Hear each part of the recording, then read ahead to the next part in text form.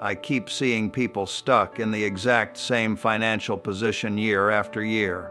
And when you really pay attention, it's always the same 7 things sitting in their carts, hanging in their closets, parked in their driveways. And this is what frustrates me. No one is explaining to them why these purchases are quietly destroying their finances. So today, I'm going to lay out exactly what these 7 things are, why they're financial poison, and what you should be doing instead.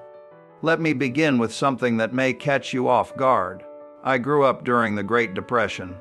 My family had very little, but my father taught me one lesson that has earned me more money than any investment strategy or business venture ever could. The difference between poor thinking and wealthy thinking has nothing to do with how much money you have right now. It comes down to what you do with every single dollar that passes through your hands. Poor thinking says, I have money today, so I'll spend it today. Wealthy thinking says, I have money today, so I make it work for me tomorrow. Every one of the 7 things I'm about to show you is a symptom of poor thinking. The good news is that thinking can change. It can change right now. By the time you finish this video, you're going to look at these items differently. You'll understand why they're traps, and you'll know exactly what to do instead. Thing number 1, brand new cars. This is the single biggest wealth destroyer I see in lower income communities. Someone lands their first decent job, maybe earning $40,000 or $50,000 a year, and the very first move they make is walking into a dealership and signing up for a $35,000 car with a 6 or 7 year loan at 8% interest. Let me explain why this is financial self-destruction. A brand new car loses about 20% of its value the moment you drive it off the lot. Not over a year. On day 1, you just paid $35,000 for something that is now worth $28,000. You're already down $7,000 before you've even made your first payment. Over the next 5 years, that same car will lose another 40 to 50% of its value. So now your $35,000 car is worth maybe $15,000 to $18,000. Meanwhile, you're still paying on a loan that ends up costing you over $40,000 once interest is included. Here's what wealthy people do instead. They buy used cars that are 2 to 4 years old. Someone else already absorbed that massive depreciation hit. A 3-year-old Honda Accord or Toyota Camry that originally sold for $30,000 is now selling for around $18,000 to $20,000. It still has most of its useful life ahead of it, it's proven reliable, and you just saved $15,000 in depreciation alone. If you take that $15,000 and invest it at an average 10% annual return for 30 years, that grows to more than $260,000. You just traded a new car smell for $250,000 in retirement money. I drive a 2014 Cadillac XTS that I bought used. It gets me where I need to go. It's comfortable. It's dependable. And every time I sit in it, I'm not thinking about the $600 monthly payment I don't have. I'm thinking about what that money is doing for me instead. That's the difference. Thing number 2, lottery tickets and scratch-offs. The lottery is a tax on people who don't understand math. That's not an insult. It's a fact. The odds of winning the Powerball jackpot are 1 in 292 million. You're more likely to be struck by lightning twice. The odds of winning any prize on most scratch-off tickets are about 1 in 4, but the average payout is less than what you paid for the ticket.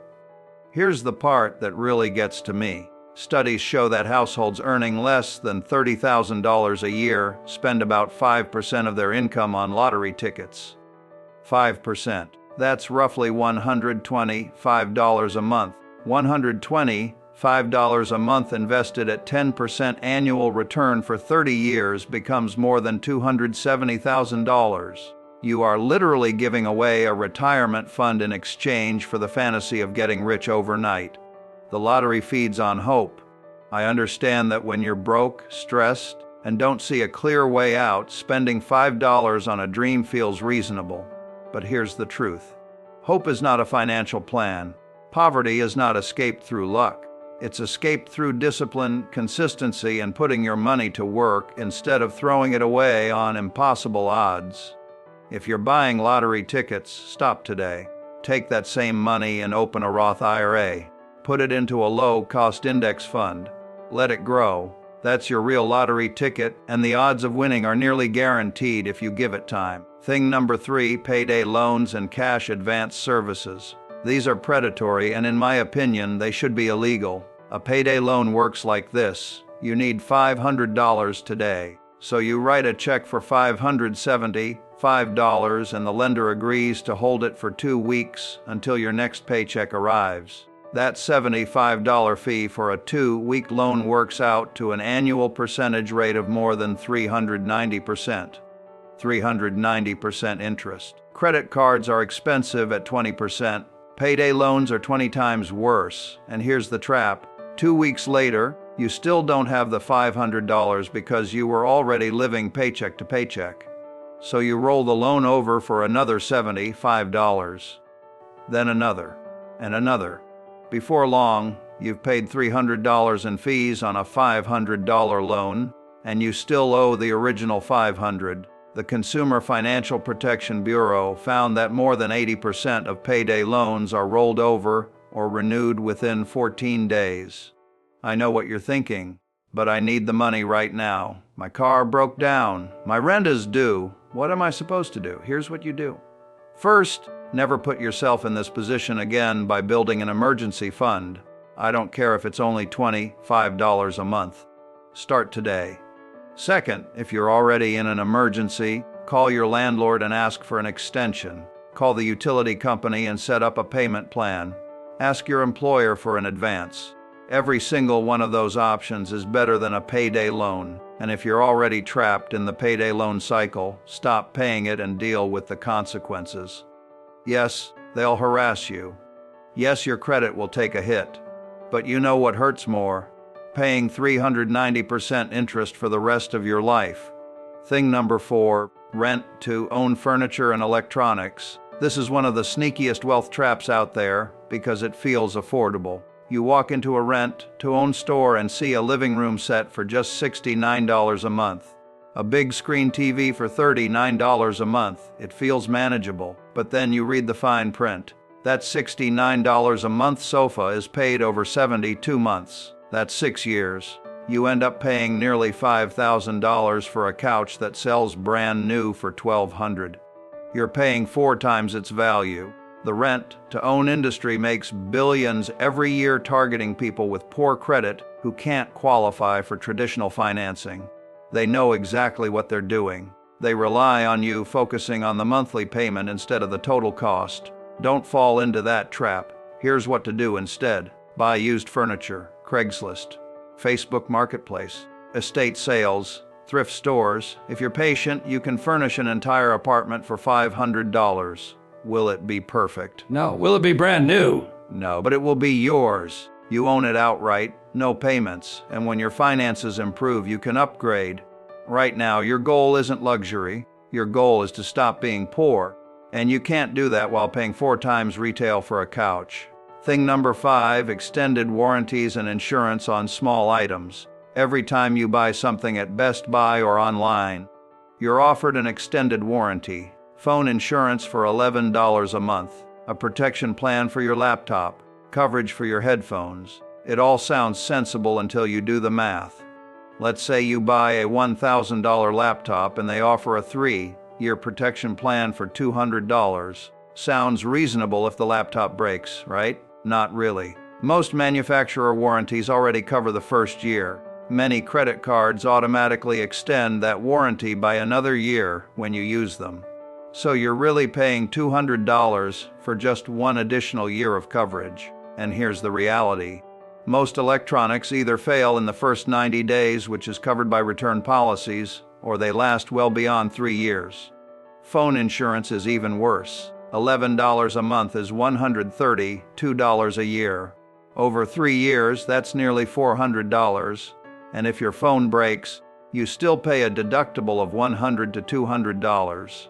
So you pay hundreds just for the privilege of paying more. Here's the smarter move. Take that $11 a month and put it into a separate savings account. In 2 years, you'll have over $250 saved. If your phone breaks, you use that money. If it doesn't, the money is still yours. Only insure things that would financially destroy you if they were lost or damaged: your home, your car, your health, your life if others depend on your income. Everything else, self-insure by saving the money yourself. Thing number 6, premium cable and streaming bundles. I know people earning $35,000 a year who spend $200 a month on cable, internet, and multiple streaming services. $200 a month is $2,400 a year. Invested over 10 years at 10%, that becomes more than $40,000. You're trading $40,000 in future wealth for shows you could access for free at the library or with 1 or 2 streaming subscriptions.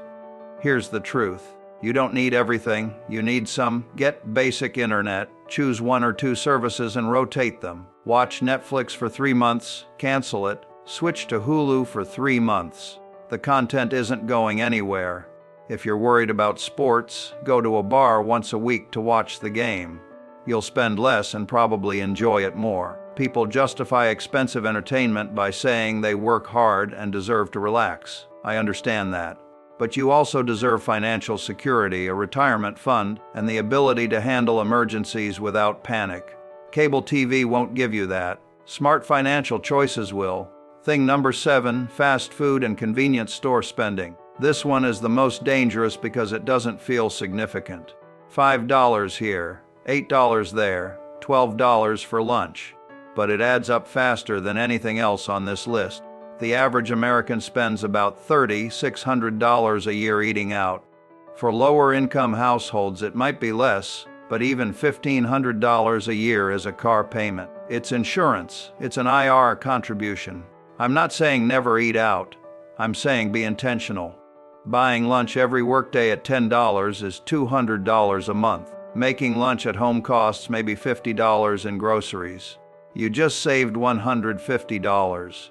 Do that for a year and you've saved $1,800. Do it for 10 years and invest the difference and you have more than $30,000. The same applies to convenience stores. A soda at a gas station costs $2.50. That same soda in a grocery store 12-pack costs 60 cents. Chips cost $3.50 at the gas station and $1 at Walmart. A $5 coffee out versus a 25-cent coffee at home. Every time you choose convenience, you're choosing to stay poor. Now look at what all 7 of these things have in common. They're all about instant gratification.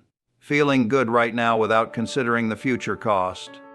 That's the core difference between poor thinking and wealthy thinking. Poor thinking is short-term, wealthy thinking is long-term. I don't ask, can I afford this today? I ask, what is this costing me tomorrow?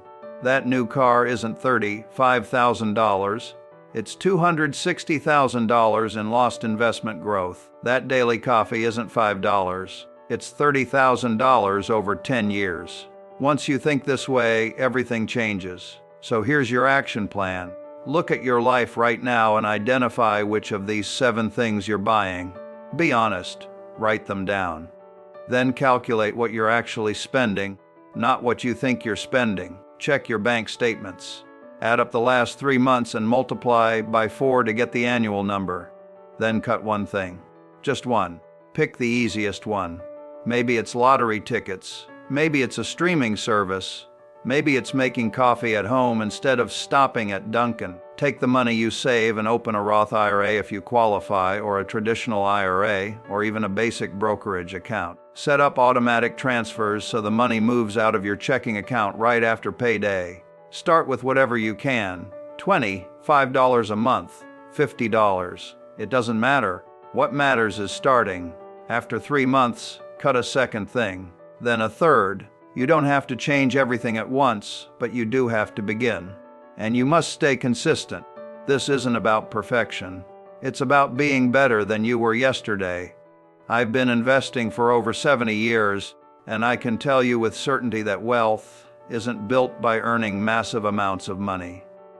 It's built by keeping more of what you earn and putting it to work. The gap between poor and wealthy isn't as wide as people think. It's just small decisions repeated over decades. Save this video. Watch it again in 6 months and see where you stand. Subscribe if you want more honest talk about money and building wealth with what you already have. And here's your homework. Choose one thing from this list that you're going to stop buying this week. Write it down. Put it somewhere you'll see every day. And every time you're tempted, remember what you're really choosing. You're not just choosing to save $5. You're choosing your future. The people who succeed with money aren't the smartest or the highest earners. They're the most disciplined. And discipline is a decision you make every single day. With every single dollar, choose wisely.